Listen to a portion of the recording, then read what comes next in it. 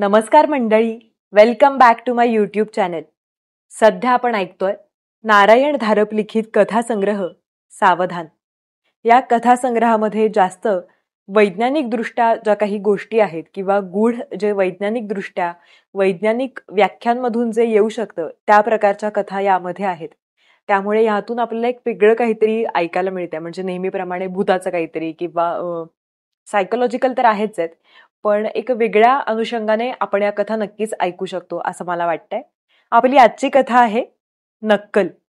काही गोष्टी विज्ञानाच्या पण पुढे जाणाऱ्या असतात असं आपण नेहमीच ऐकतो की काही गोष्टींना स्पष्टीकरण नाहीये. तर अशा काही गोष्टी असतील किंवा रोजच्या आयुष्यात आपल्याला जे दिसतं त्यापेक्षा वेगळं आपल्याला काहीतरी दिसलं तर आपल्याला कसं वेगळं काहीतरी वाटतं. असं जे वेगळं काहीतरी आहे ते तुम्हाला या कथेतून ऐकायला मिळेल. ऐकूयात आपली आजची कथा नक्कल.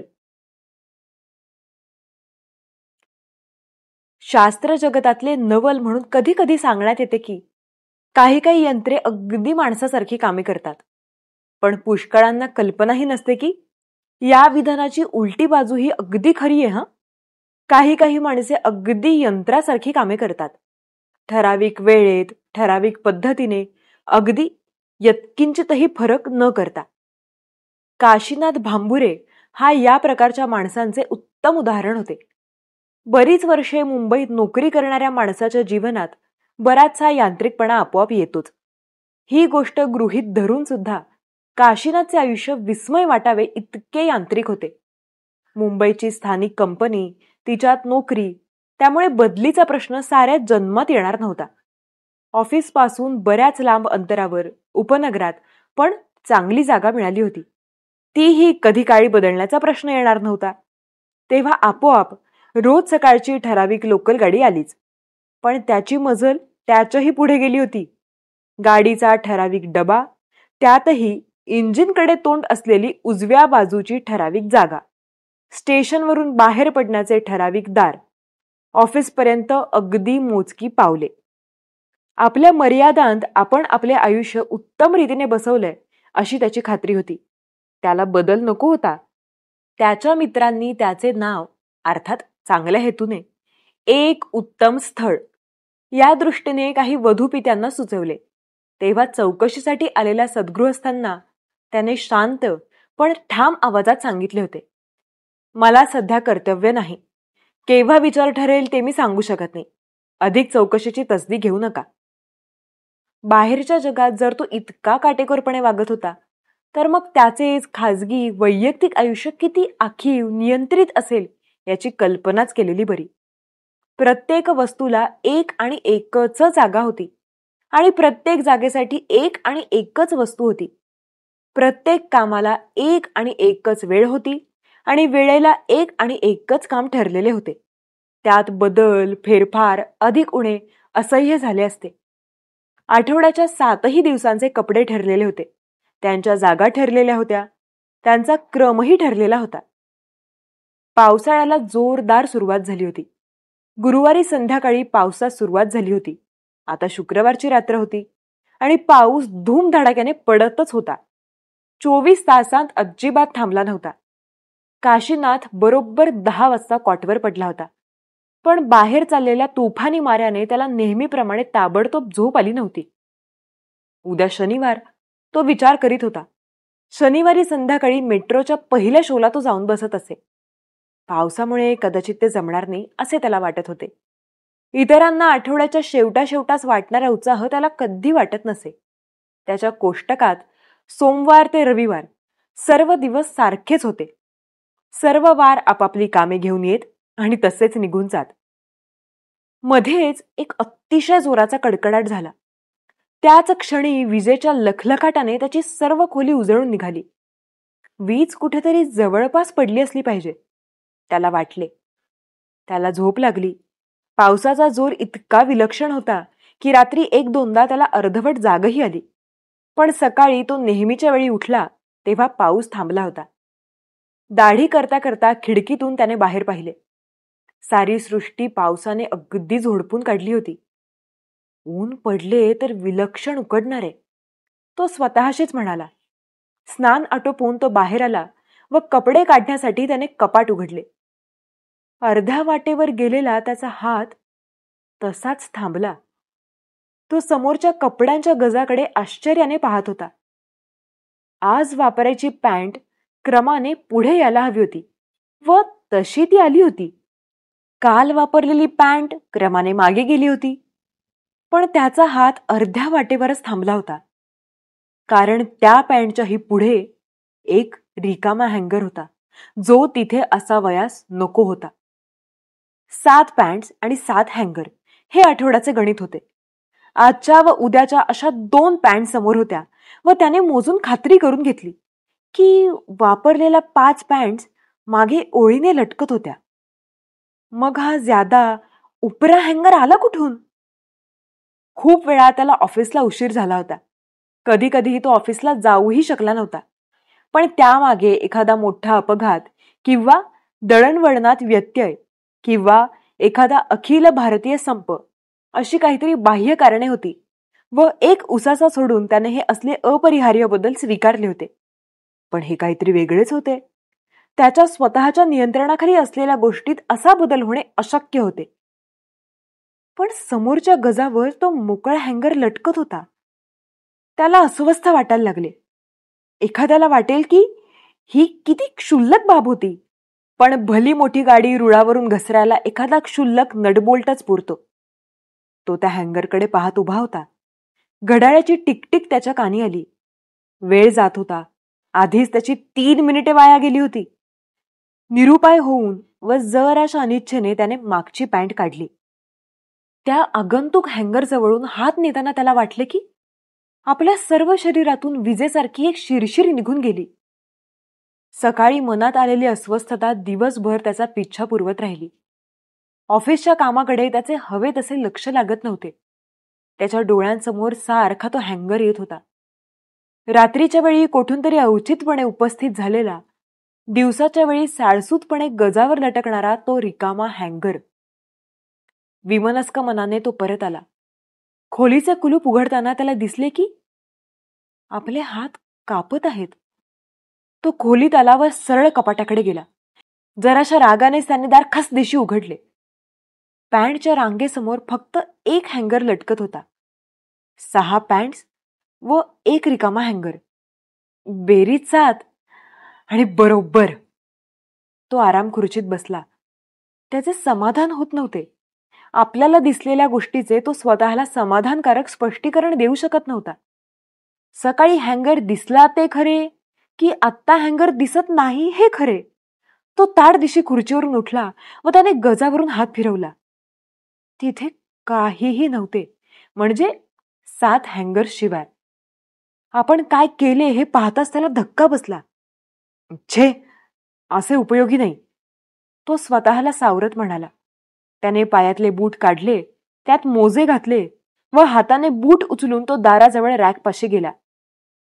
आणि त्याच्या हातून बूट एकदम लादीवर पडले, कारण रॅकमध्ये खालच्या कप्प्यात एक नवा ब्राऊन बूट होता.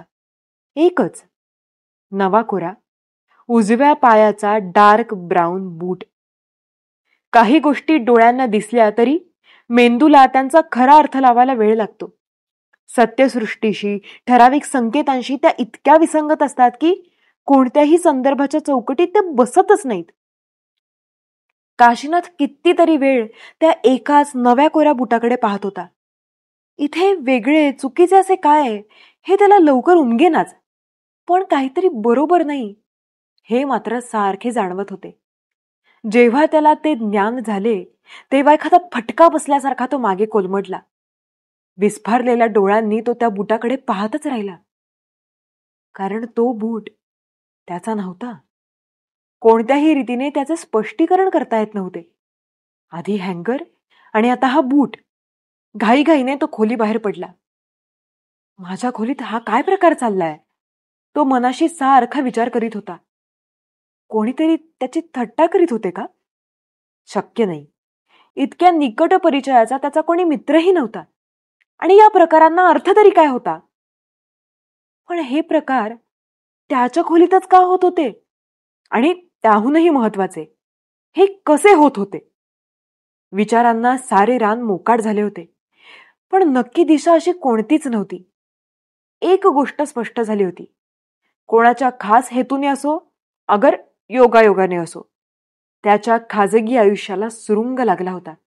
ते पार उलटे पालटे झाले होते. रात्री खूप उशिरापर्यंत तो लहान सहान रस्त्यावरून, मोठमोठ्या हमरस्त्यावरून निर्हेतुकपणे भटकत होता. जेव्हा त्याचे घड्याळाकडे लक्ष गेले तेव्हा 9:30 वाजून गेले होते. खाणावळीची वेळ संपून गेली होती आणि त्याची परत जायची वेळ आली होती, कारण त्याला परत हे जावेच लागणार होते. तो असं भटकून किती वेळ काढणार? पण त्या त्या खोलीत परत जायचा विचार त्याला सहन होईना. आपल्या अंगावर सरसरून काटा आल्यासारखे त्याला वाटले. आणि आता प्रथमच त्याच्या मनात तो विचार आला, आपल्याला काहीतरी विलक्षण भास होत आहेत. खरोखर आपण त्या दोन्ही वेळी पळून जायला नको होते. समोरच्या हँगरला किंवा बुटाला प्रत्यक्ष हात लावून पाहायला हवा होता. मग सगळी शहानिशा झाली असती. पण हे विचार त्याच्या बावरलेल्या मनाला धीर देऊ शकले नाहीत. त्याची पावले खोलीकडे जायला नाखुश होती. अगदी पुरता दमल्यावर नाईलाजाने तो खोलीकडे परत वळला. त्याने दार कसे तरी उघडले. आत अंधार होता. भिंतीच्या बटनापर्यंत पोहोचतो त्याची दमछाक झाली होती. दिवा लावून तो गरकन त्या शू रॅककडे वळला. मघाशी दिसलेला बूट नाहीसा झाला होता. त्याचे विचार संमिश्र होते. बूट दिसला नाही याचे समाधान मानायचे का असमाधान मानायचे हेच त्याला ठरवता येईना. कितीतरी वेळ तो त्या उजळलेल्या खोलीत तसाच नुसता बसून राहिला. शरीर व मन दोन्ही विलक्षण थकले आहे असे त्याला वाटत होते. कोणतीही हालचाल किंवा कोणताही विचार नकोसा वाटत होता. त्याचे रोजचे रुटीन कुठच्या कुठे गडप झाले होते. कसे तरी कपडे बदलून तो कॉटवर आडवा झाला. झोप कितीतरी वेळ लागतच नव्हती. विलक्षण थकव्यामुळे मधून मधून डुलक्या येत होत्या, तेवढ्याच काय त्या, आणि दरवेळी तो दचकून धडधडत्या काळजाने जागा होत होता. त्याला सारखे वाटत होते की आपण कशाची तरी वाट पाहत आहोत, पण कशाची हे त्याचे त्याला सुद्धा सांगता आले नसते. रात्र कशी तरी उलटली आणि सकाळ झाली, पण त्याला तर एका क्षणाचीही विश्रांती मिळाली नव्हती. रात्रीपेक्षाही त्याला आता जास्तच थकल्यासारखे, शीण आल्यासारखे वाटत होते. दिवसाची सर्व कामे त्याच्या डोळ्यांसमोर उभी राहिली व त्याला साऱ्याचा विलक्षण कंटाळा आला. कॉटवर पडल्या पडल्या त्याने ठरवले की आज ऑफिसला जायचेच नाही. सरळ फोन करून प्रकृती बरी नाही म्हणून कळवायचे. त्याचे आजवरचे रेकॉर्ड इतके उत्तम होते की त्याला कोणीही काहीही विचारणार नव्हते. काशीनाथ उठला, बाथरूममध्ये गेला. तोंड वगैरे धुतल्यानंतर त्याला बरेच ताजेतवाने वाटले व टॉवेलला तोंड व हात पुसत पुसत तो बाहेरच्या खोलीत आला.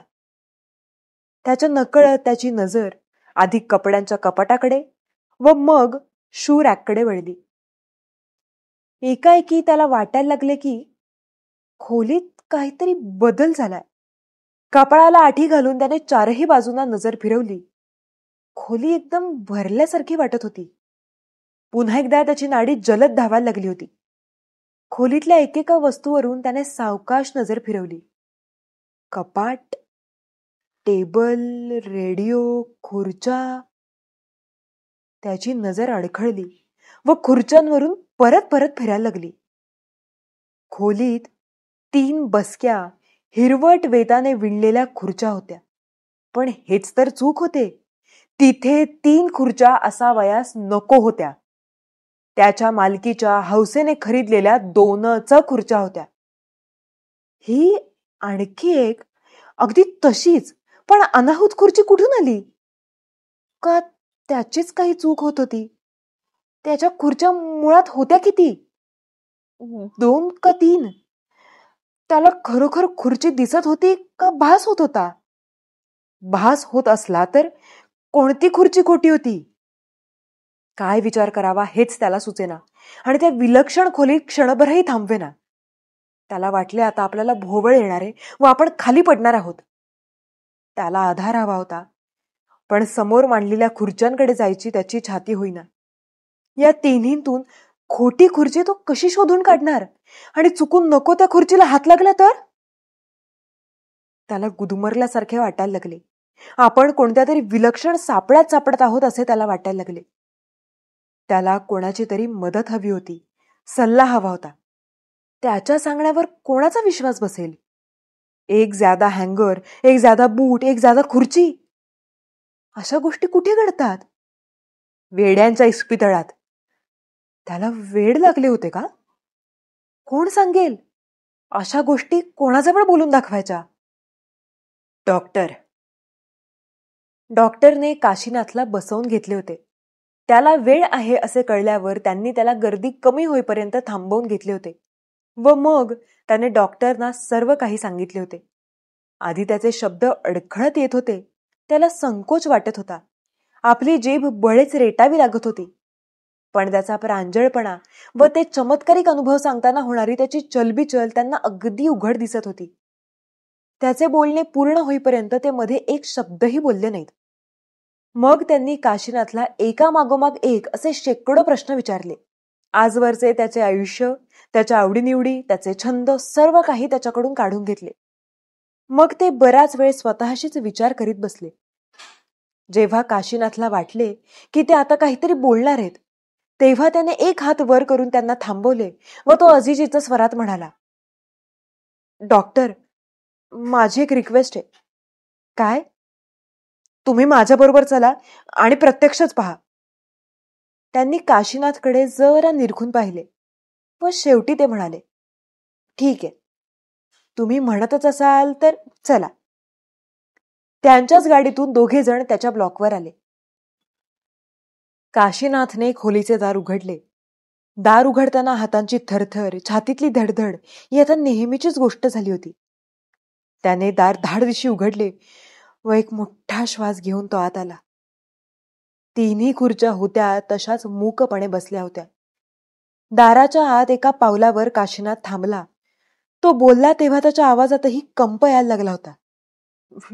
डॉक्टर, या पहा 3 खुर्च्या आणि यातली एक काल रात्री इथे नव्हती. माझ्यापाशी आज सकाळपर्यंत 2च खुर्च्या होत्या. डॉक्टर काही न बोलता खोलीत आले. एक सेकंदभर ते समोर पाहत उभे राहिले आणि मग सरळ एका खुर्चीकडे गेले व ती मध्ये बसले. ही तर अगदी खरी सॉलिड वाटते ना? ते हसत म्हणाले. त्या खुर्चीतून उठून ते दुसऱ्या खुर्चीत बसले व मग शेवटी ते तिसऱ्या खुर्चीत बसले. तोंडावर हात ठेवून काशीनाथ त्यांच्याकडे पाहत होता. तुमची खात्री झाली का? शेजारची खुर्ची हाताने थोपटीत डॉक्टर म्हणाले, या बसा, भिऊ नका. या अगदी साध्या, लाकडी, नेहमीच्या, अगदी सामान्य खुर्च्या आहेत. या. पण डॉक्टर, विश्वास न बसून काशीनाथ म्हणाला, हे कसं शक्य आहे? हवं तर मी तुम्हाला 2 खुर्च्यांचं बिल दाखवतो. ही तिसरी खुर्ची माझ्या खोलीत आली कुठून? तुम्ही इकडे या तर खरे. या खुर्चीवर बसा, मग त्या दुसऱ्या खुर्चीवर बसा. आधी खात्री करून घ्या की या खुर्च्या खऱ्या आहेत. तुम्हाला वाटले तसा भास वगैरे काही झालेला नाही. या. एक एक पाऊल मोठ्या कष्टाने टाकीत काशीनाथ पुढे आला. त्याची आता भयभीत झालेली नजर त्या खुर्चीवर खिळली होती. शेवटी डॉक्टर उठले व त्यांनी काशीनाथला जवळजवळ ढकलतच एका मागोमाग एक 3ही खुर्च्यात बसवले. दरवेळी तो आपले अंग अगदी चोरून घेत होता. त्याचे सर्व शरीर विलक्षण ताठ झाले होते. आता पटली ना तुमची खात्री? खुर्च्या खऱ्या आहेत ना? हो, ते झालं, पण काय ते सांगतो. तुम्ही इतके एकटे एकटे का राहता? स्वतः मागे तुम्ही कोणताही छंद का लावून घेत नाही? तुमच्या स्वतः खेरीज बाहेरच्या कोणत्याही गोष्टीत तुम्हाला अजिबात स्वारस्य कसे वाटत नाही? प्रत्येक प्रश्नाबरोबर डॉक्टर आपले बोट त्याच्यासमोर हलवित होते. मिस्टर भांबुरे, अशा अनैसर्गिक वागण्याने तुम्ही स्वतःवर केवढे आपत्ती ओढून घेतली ते पहा. मानव हा समूहप्रिय प्राणी आहे. तो जगात मिसळतो, स्वतःचे काहीतरी इतरांना देतो. त्यांच्याकडूनही त्याला काहीतरी मिळते. त्याचे आयुष्य समतोल राहते. ते काही असो, काशीनाथ हटवादीपणे म्हणाला. त्याने आता होत असलेल्या घटनांचं स्पष्टीकरण होते का? का नाही होणार? ह्या गोष्टी दुसरे कोणी करीत नाही, तर तुम्हीच करीत आहात. आले लक्षात? मी आता मात्र खऱ्या आश्चर्याने काशीनाथ म्हणाला, मग दुसरे कोण? दिवसाच्या 24 तासांचा हिशेब तुम्हाला देता येईल का? तुम्हीच हे सर्व केलंय आणि मग विसरून गेला आहात. हा अगदी सौम्य असा स्मृतिभ्रंशाचा झटका आहे. तुम्हाला असं म्हणायचंय का की मीच हा हँगर, हा बूट? येस येस, तुम्ही स्वतःच. मनुष्य म्हणजे काही यंत्र आहे का असं रेखीव आयुष्य जगायला? मनात वेगवेगळ्या इच्छा असतात, नाना प्रकारचे विचार येतात.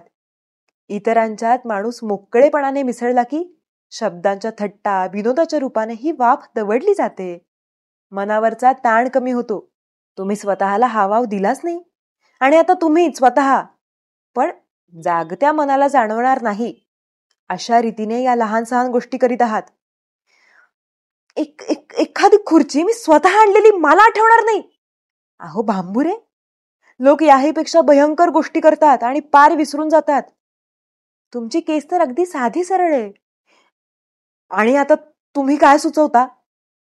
काही दिवस विश्रांती घ्या, रोजचे रुटीन बदला. हवे तर 8-15 दिवस बाहेर गावी जाऊन या. मी काही औषधे सुचवतो, पण ती केवळ बाह्यातकारी आहेत. खरा उपचार तुमच्या स्वतःकडूनच व्हायला हवा. मग पहा कशी झपाट्याने सुधारणा होईल ते. त्यांनी खिशातून लहानशी डायरी काढली व त्यावर भराभर काहीतरी लिहून तो कागद फाडून त्याच्या हाती दिला. काही रात्री या गोळ्या घ्या, पण लक्षात ठेवा, तुम्हाला खूप आणि संपूर्ण बदल हवा आहे. स्वतःकडे दुर्लक्ष करू नका. त्याचा निरोप घेऊन डॉक्टर गेले. डॉक्टरांना दारापर्यंत पोहोचवून काशीनाथ परत खोलीत वळला आणि परत दारापाशीच थबकला. डॉक्टरांनी सांगितलेला एकही शब्द त्याला पटला नव्हता. त्याने वाद घातला नव्हता, कारण झालेल्या प्रकारांना त्याच्याजवळ दुसरे स्पष्टीकरण नव्हते. पण स्मृतिभ्रंश, त्याचा त्यावर कधीही विश्वास बसला नसता. स्वतःशीच अप्रामाणिकपणा करण्याची त्याला आवश्यकता नव्हती व दिवसाच्या कोणत्याही क्षणी तो ठामपणे म्हणू शकला असता की मी पूर्ण सुखी आहे, पूर्ण समाधानी आहे. त्यापेक्षा आयुष्याकडून त्याची कोणतीही जास्त अपेक्षा नव्हती. हे असेच कायम चालू राहावे.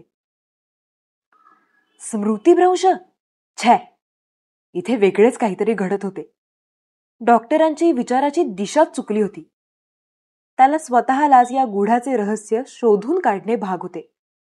हात पसरून मूक आमंत्रण देणाऱ्या या 3 खुर्च्या, त्यांच्यावर त्याची नजर फार वेळ थांबतच नव्हती आणि त्याची खात्री होती की त्याच्या कोड्याचे उत्तर त्यातच कुठेतरी आहे. त्याला त्या खुर्च्या किंवा त्यातली उपरी कोणती तरी एक म्हणा दृष्टीसमोरही नको होत्या, पण असे दुर्लक्ष करून भागणार नव्हते. जवळ जाऊन त्यांचे निरीक्षण करावे लागणार होते. जवळ जाऊन पुन्हा त्याच्या सर्वांगावर काटा उभा राहिला. स्वतःच्या मनातला तिरस्कार, किळस कशी तरी दूर करून तो त्या खुर्च्यांजवळ गेला. प्रत्येकीला त्याने ओझरता हात लावून पाहिला. त्याला वाटले, कोणी जर आपल्याला आत्ता असे करताना पाहिले ना, तर त्याची खात्रीच पटेल की या माणसाला वेड लागले. कशा तरी ओढून त्याने त्या खुर्च्या एका सरळ रांगेत मांडल्या व मग समोर बसून अत्यंत बारीक नजरेने तो त्यांची पाहणी करू लागला. त्याच्या नियंत्रित आयुष्यात प्रत्येक गोष्टीला एक कारण होते. आता या खुर्चीच्या हातावरचा काळा डाग, त्याच्या एका मित्राने इथे सिगारेट विझवली होती. काशीनाथ मनातल्या मनात खूप रागावला होता. तो डाग घासून तिथे पॉलिश मारायचे त्याने ठरवले होते, पण ते काम तसेच अर्धवट राहून गेले होते. पण आता त्याला या विस्मृतीचा किती आनंद झाला. एका खुर्चीची नेमकी ओळख पटली होती. ती खुर्ची त्याने रांगेबाहेर ओढून काढली. ती त्याला एकदम सुरक्षित वाटू लागली होती. मग उरलेल्या 2 खुर्च्या त्याने तपासल्या. त्याची नजर जशी त्यांच्यावर खिळली तशी त्याला एक चमत्कारिक शंका यायला लागली. क्षणाक्षणाला त्याची खात्री पटत चालली. तो एकदम उठून अगदी जवळ येऊन बसला. त्याला वाटले तेच खरे होते. संशयाला तसूभरही जागा नव्हती. एक खुर्ची दुसऱ्या खुर्चीची अगदी हुबेहूब नक्कल होती. लाकडाच्या रेषा, लहान सहान चरे, ओरखडे, पॉलिश गेल्यामुळे किंचित पांढरट दिसणारे भाग, सर्व काही. हा योगायोग नव्हता. 1,00,000 खुर्च्यांतूनही 2 इतक्या सारख्या निघणे शक्यच नव्हते. एखादा झटका बसल्यासारखा तो मागे सरला. हा काय प्रकार होता? आधी हँगर, मग बूट, मग खुर्ची. श्वास परत जोराने यायला लागला. डोळ्यांवर झापड आल्यासारखे वाटायला लागले. छाती धडधडायला लागली. त्या दोन्हींपैकी खरी खुर्ची कोणती आणि खोटी? खोटी तरी कशी म्हणायची? दोन्हीतला फरक तरी कळत होता का? मग बनावट, नकली. नकली खुर्ची कोणती? त्याला खोलीत राहणे अशक्य झाले. पण तो बाहेर तरी कुठे जाणार आणि सारखा बाहेर बाहेर तरी किती वेळ राहणार? या प्रकारावर त्याच्याजवळ काय इलाज होता? काही नाही. जागा सोडून द्यायची आणि पूर्ण माघार घ्यायची. पण म्हणजे त्याच्या आजवरच्या साऱ्या आयुष्याची धूळधाण. त्या खुर्चीकडे न पाहता त्याने स्नान वगैरे उरकले, कपडे केले व बाहेरची वाट धरली. ऑफिसचे तो इतका वेळ पार विसरलाच होता. केवढा बदल, केवढा क्रांतिकारी बदल. काल संध्याकाळी खोलीवर परत येईपर्यंत त्याचे सारे काही व्यवस्थित होते. एका रात्रीत सर्व खलास. त्याने ऑफिसला फोन केला, जेवण केले. दुपारी तो मुंबईला गेला. संध्याकाळपर्यंत कसा तरी वेळ काढला, पण रात्री त्याचा नाईलाज होता. त्याचा असा एकही जवळचा मित्र नव्हता की ज्याच्याकडे तो अनौपचारिकपणे रात्रीच्या मुक्कामाला राहू शकला असता. डॉक्टरांचे शब्द खरे ठरत होते, पण वेगळ्या अर्थाने. परत आल्यावर तो कितीतरी वेळ बाहेरच्या व्हरांड्यातच उभा होता. बिल्डिंगमध्ये जाणारे येणारे लोक त्याच्याकडे एक कुतूहलाची नजर टाकून आपल्या उद्योगाला लागत होते. तुम्हाला काय हवे असे त्याला कोणी विचारलेही नाही. असहाय्यपणे त्याने खोली उघडली व आत प्रवेश केला. दिवा लावला तेव्हा त्याचा श्वास छातीतच कोंडला होता. खोलीत 2 खुर्च्या होत्या. स्फोटासारखा त्याचा श्वास बाहेर पडला. झाली ही गोष्ट चांगली का वाईट हे त्याला कळेनाच. हँगर, बूट, खुर्ची. आता काय? खोल्या उलथ्या पालथ्या केल्या असत्या तर समजले असते. पण त्याला आता ही यातायात नकोशी झाली होती. समजा त्याला आणखी एखादी नकली वस्तू सापडली, पुढे काय? त्याला तर काहीच करता येत नव्हते. त्याला वाटले, हा ताण आपल्याला कायम सहन होणार नाही. डॉक्टरांचा सल्ला घेतला पाहिजे. थोडासाच बदल नाही तर हे आयुष्य पार मुळापासून उखडून टाकले पाहिजे. अथपासून इतीपर्यंत बदलले पाहिजे. उद्याच्या उद्याच. तासभर तळमळ करूनही त्याला झोप येईना. डॉक्टरांनी सुचवलेली एक गोळी त्याने पाण्याबरोबर घेतली. तो पायपिटीने थकला होता. गोळी प्रभावी होती तरीही त्याची झोप शांत नव्हती. चित्रविचित्र स्वप्ने पडत होती. एकदा त्याला वाटले की आपण एका भयाण, काळ्या कभिन्न, अंधाऱ्या ओसाड अशा विस्तीर्ण पठारावर उभे आहोत. सर्वत्र एक प्रकारचा लालसर प्रकाश पसरला आणि थंडी, नुसती थंडी. तो दचकला. ते दृश्य विरघळले. पुन्हा एकदा त्याला वाटले की आपण अथांग अवकाशात तरंगत आहोत. रंगीबेरंगी लहान मोठ्या ताऱ्यांचा आपल्या भोवती खच पडलाय. आपल्याला कुठेतरी जायचंय, कुठेतरी. तो खडबडून अर्धवट शुद्धीवर आला. तेही चित्र विरघळले. आणखी एकदा त्याला वाटले की काळ्या रात्रीतून आपण महान वेगाने जात आहोत. अवकाशातला एक सोनेरी ठिपका सपाट्याने जवळ येतोय. तो जवळ आला. एखाद्या प्रचंड सोनेरी कमळासारखा उलगडला. त्याच्या आसपास काहीतरी विलक्षण उत्पाती कल्लोळ चालला होता. प्रकाश लखलखत होता. आवाज घुमत होते. अशी एक लखलखणारी ठिणगी त्याला भिडली. त्याच्या भोवती तेजाचे वलय उभे राहिले. तो खाली जाऊ लागला. पुन्हा एकदा काशीनाथ अर्धवट जागा झाला व स्वप्न विरून गेले. असा जागृती व निद्रा यांच्या सीमारेषेवर तो हेलकावे खात होता. त्याला वाटले आपले सर्व अंग बधीर झाले आहे. हालचाल करणे अशक्य आहे. सर्व शरीराला बारीक बारीक सुया टोचल्यासारखे वाटते आहे. काहीतरी त्याच्या जवळ येत होते. त्याचे डोळे खाडदिशी उघडले. पण यावेळी आसपासचे दृश्य नाहीसे झाले नाही. खरोखरीच त्याचे सर्व अंग बधीर झाले होते. फक्त डोळे सोडले तर त्याला इतर कोणत्याही अवयवांची हालचाल करता येत नव्हती.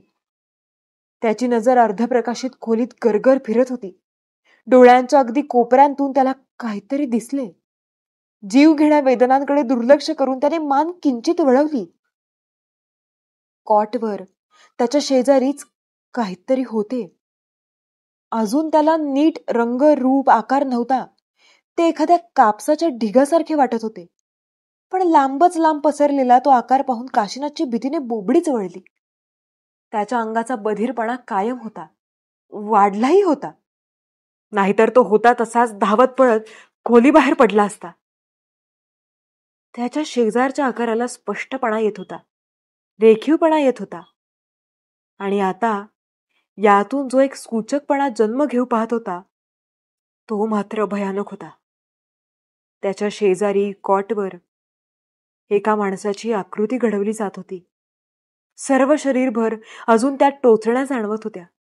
त्याला असे वाटत होते की आपल्या शरीराचा प्रत्येक कण एका अदृश्य धाग्याने शेजारच्या त्या निश्चल पण त्या क्षणाक्षणाला अधिक रेखीव होत जाणाऱ्या आकृतीला जोडला गेला. एक क्षणभरच त्याची मती कुंठित झाली व मग लखलखत्या विजेसारखा सर्व रहस्यावर प्रकाश पडला. त्याला सर्व रहस्याची उकल झाली आणि सत्य आपल्या निगृढ स्वरूपात समोर उभे राहिले. त्याची नक्कल तयार होत होती. अवयवांच्या निर्जीवतेबरोबरच किंवा त्यामुळे त्याच्यात एक प्रकारचा हताशपणा आला होता. घडत असलेल्या घटनांचा तो एक निष्क्रिय निरीक्षक होता. या साऱ्याचा अंत काय होणार आहे इथपर्यंत त्याच्या विचारांचा पल्ला अजून पोहोचला नव्हता. पण सुरुवात केव्हा आणि कशी झाली हे मात्र त्याला समजले होते. 2 रात्रींपूर्वींचे वादळी थैमान, विजांचा लखलखाट, तेव्हाच हे घडले. त्यावेळी त्याच्या खोलीत काहीतरी शिरले. सर्वसाधारणपणे जाणवण्यासारखे ते नव्हते. फक्त त्याच्या चाणाक्ष व काटेकोर दृष्टीलाच त्या अस्तित्वाचा परिणाम जाणवला होता. तो नकली हँगर. त्याच्यात इतर गुणदोष काय होते, त्याचे रंग, रूप, स्वभाव काय होता, ते सहेतुक होते का निर्हेतुक होते, सजीव होते का निर्जीव होते, कशाचीच त्याला कल्पना नव्हती. पण त्यातली एक विशिष्ट शक्ती त्याने अनुभवली होती. हुबेहूब अनुकरण करण्याची भयंकर शक्ती. त्यासाठी द्रव्य कोठून येत होते, ते साधे होते का आणखीच काहीतरी होते, हे सारे प्रश्न त्याच्या आवाक्याबाहेरचे होते. पण सर्व प्रकारांतली एक चढती श्रेणी सहज ध्यानात येत होती.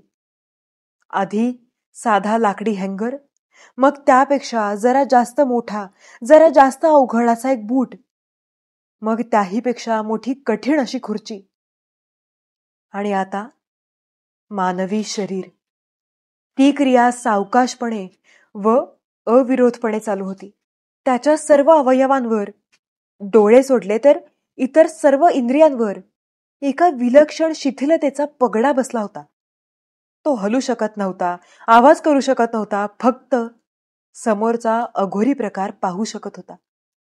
थरावर थर चढत होते, आकृतीला घोटीवपणा येत होता. त्याच्या कपड्यांची नक्कल होत नव्हती, फक्त त्याच्या शरीराचीच आकृती तयार होत होती. आणि भीतीचा एक आणखी धक्का बसून त्याच्या लक्षात आले, पवित्राही त्याने घेतलेलाच उमटत होता. म्हणजे म्हणजे त्या त्या त्या आकृतीचा चेहरा त्याच्याकडेच वळलेला राहणार होता. त्याची आतल्या आत विलक्षण घालमेल चालली होती, पण ती अबोल होती. तिचे बाह्यसृष्टीवर कोणतेही चिन्ह उमटू शकत नव्हते. एका अदृश्य पिंजऱ्यात तो बंदिवान झाला होता. सहन करण्यापलीकडे त्याच्या हाती काहीही नव्हते. समोर कणाकणांनी घडविल्या जाणाऱ्या त्याच्या भ्रष्ट प्रतिमेकडे तो हतबल होऊन पाहत होता. त्वचेला रंग आला, डोळ्यांवर केस आले, बारीक सारीक खुणाही उमटल्या. डोळ्यांच्या खोबणीत पांढरा कॉर्निया आला, त्यात भुऱ्या रंगाची बुबुळे आली. आताच्या क्षणी ती आकृती मेणाच्या एखाद्या पुतळ्यासारखी दिसत होती. त्याची छाती इतक्या जोराने धडधडत होती की त्याला वाटले हा ताण आता आपल्याला असह्य होणार आहे व आपले काळीज उराच्या चिंधड्या करून फुटणार आहे. हा असह्य ताण क्षणभर टिकला. त्याचे सर्व अंग सुईच्या अग्रावर तोलल्यासारखे डगमगत होते आणि दुसऱ्याच क्षणी ते कोसळले, विनाशाच्या गर्तेत कोसळले. समोरच्या चेहऱ्यातली बुबुळे गर्रकन फिरली आणि त्याच्यावर खिळली. काशीनाथच्या मनातल्या रागाची, भीतीची, तिरस्काराची भरती संपली होती. त्याच्या जीवनशक्तीला ओहोटी लागली होती. त्याचे भविष्य अटळपणे, अपरिहार्यपणे त्याच्याकडे येत होते. या अंतिम क्षणी त्याच्या मनाचा कशाशी तरी संपर्क आला. ते काहीतरी अमानवी होते, निर्विकार होते, बेफिकीर होते.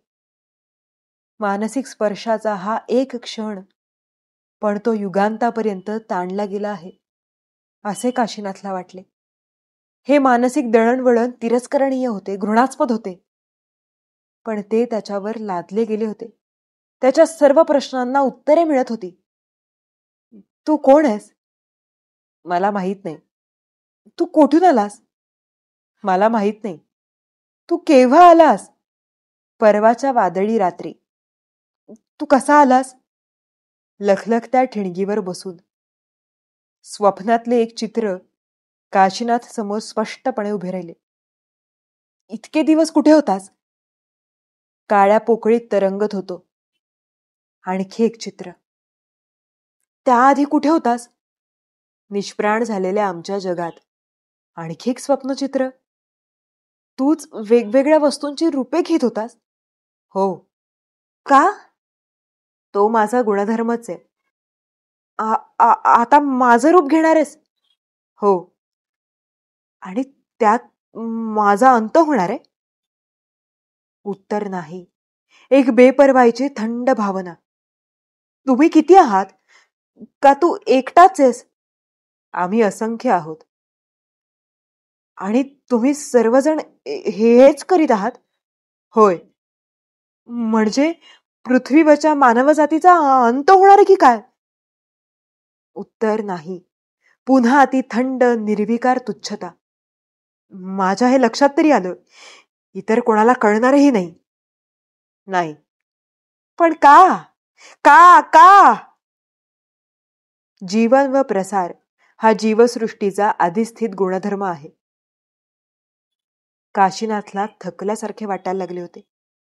त्याला आपले डोळे उघडे ठेवणे कठीण जाऊ लागले.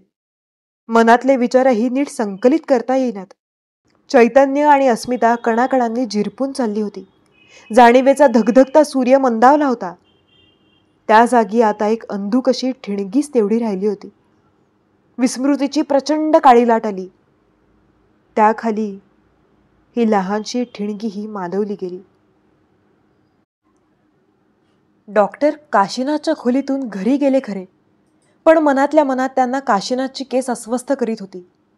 त्यांनी त्याला साधे सोपे स्पष्टीकरण दिले होते खरे, पण त्यांची विलक्षण तर्कशुद्धता, त्यांचा दांडगा आत्मविश्वास त्यांना चैन पडू देत नव्हता. हा प्रकार इतका साधा नाही असे त्यांनाही राहून राहून वाटत होते. आणि म्हणून दुसऱ्या सकाळी ते स्वतःहूनच त्याच्या खोलीवर गेले. काशीनाथ व्हरांड्यात एका आरामखुर्चीत बसला होता. डॉक्टर पायऱ्या चढत असताना तो त्यांच्याकडे पाहत होता, पण तो काहीच बोलला नाही. ते जवळ येऊन उभे राहिले तरीही त्याने काही हालचाल केली नाही. संथ नजरेने तो त्यांच्याकडे पाहत होता. त्याच्या नजरेत एक प्रकारचा लिप्तपणा होता, एक बेफिकिरी होती. त्यांना ती नजर अजिबात आवडली नाही. घसा साफ करून ते आपल्या खास डॉक्टरी स्वरात म्हणाले, आज काय म्हणते प्रकृती मिस्टर भांबुरे? एक क्षणभर काशीनाथ त्यांच्याकडे तसाच पाहत राहिला व मग अगदी सावकाश, अगदी थंडपणे म्हणाला, मला काहीही झालेले नाही. चपराक बसल्यासारखे डॉक्टर एक पाऊल मागे सरले. त्याची चमत्कारिक परकी नजर त्यांना अस्वस्थ तर करीत होतीच, त्यामुळे व त्याच्या उर्मटपणामुळे त्यांना आता राग यायला लागला, त्याचा आणि स्वतःचाही. आपण इथे आलो हा मूर्खपणाच केला असे त्यांना वाटायला लागले. काशीनाथ जागचा हल्ला नव्हता. त्यांना या बसा असे सुद्धा म्हणाला नव्हता. खुर्ची वगैरे देण्याची गोष्ट तर दूरच राहिली. खुर्ची. त्यांना एकदम कालचे सर्व काही तीव्रतेने आठवले. तुमची नवी खुर्ची काय म्हणते? खोटेच हसून त्यांनी विचारले, माझ्याकडे नवी खुर्ची नाही. पुन्हा तो उर्मट, मगरूर, बेफिकीर आवाज. उपकाराची फेड अशी अपकाराने करणारी नालायक माणसे. त्यांचा संतापाचा पारा चढला होता, पण शिष्टसंमत मर्यादांमुळे त्यांना मनातले विचार बोलता येईनात. ते जायला निघाले. अगदीच काही न बोलता त्यांना जाताही येईना. ठीक आहे, मी जातो. पुन्हा जरूर लागली तर भेटा मला. मला तुमची जरूर लागणार नाही. स्वतःशी चरफडत डॉक्टर रागारागाने पायऱ्या उतरून निघून गेले. दुपारी 12 वाजेपर्यंत जाणाऱ्या येणाऱ्या कित्येकांनी व्हरांड्यात खुर्चीवर बसलेला काशीनाथ पाहिला होता. अंगावर साधे कपडे घातलेला व हातात एक बॅग घेऊन घरातून बाहेर पडणारा काशीनाथ फारच थोड्या लोकांनी पाहिला होता. 3 दिवसांनी त्याच्या खोलीतून दुर्गंधी यायला लागली. दार फोडले तेव्हा त्याचा मृतदेह कॉटवर होता. बंगल्यात राहूनही तो सर्वांना इतका परका होता की त्याच्या अवचित मृत्यूचा कोणालाही खेद झाला नाही. बंगल्यातल्या संथ आयुष्यावर 1-2 तरंग उडले व विरून गेले. पोलीस तपासात त्याच्या कॉट शेजारच्या टिपॉयवर गोळ्यांची एक पुडी सापडली. त्या झोपेच्या गोळ्या होत्या. त्यांचाच ओव्हरडोस घेतला असावा असा पोलिसांनी निष्कर्ष काढला. काशीनाथच्या मृत्यूची वार्ता डॉक्टरांच्या कानी आली. मला वाटलेच होते असे काहीतरी होणार. कोणाला ऐकू जाणार नाही अशा बेताने ते पुटपुटले. पण त्यांचेही आज कामावर लक्ष नव्हतेसे दिसले. कारण त्यांनी बॅग उघडली तेव्हा त्यांना दिसले की आज आपण बॅगमध्ये चुकीने 2 स्टेथोस्कोप घातलेत.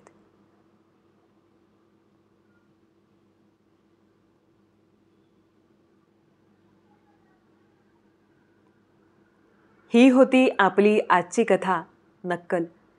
सुरुवातीलाच मी सांगितल्याप्रमाणे काही गोष्टी विज्ञानाच्याही पुढे असतात किंवा यामागे जर काही विज्ञान असेल तर ते इथे स्पष्ट नाही केलं इतकं. पण मला खूप अशा सायकॉटिक थ्रिलर्स अशा ज्या गोष्टी असतात त्या मला फार आवडतात. कारण सुरुवातीपासून एक बिल्टअप तयार झालं आहे.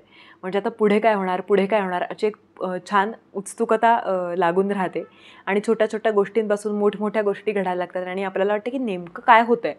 किंवा जेव्हा डॉक्टरांनीही त्याला सांगितलं तेव्हा मला वाटलं की बरोबर आहे, तो आजारी आहे म्हणून असं झालं आहे. आणि शेवट तर त्यांनी कमालच केला आहे की आता इतकी त्या वेगळ्या आकृतीने सांगितल्याप्रमाणे की आम्ही असंख्य आहोत आणि आता ते इथे पसरत जाणार आहेत. तर कदाचित ते त्या डॉक्टरांपर्यंतही पोहोचले असतील आणि म्हणूनच डॉक्टरांच्या स्टेथोस्कोपची ही नक्कल झाली असावी. मी आशा करते की हे वाचन तुम्हाला आवडलं असेल आणि जर आवडलं असेल तर चॅनलला सबस्क्राईब करायला विसरू नका आणि भेटूयात लवकरच पुढच्या व्हिडिओमध्ये. थँक्यू.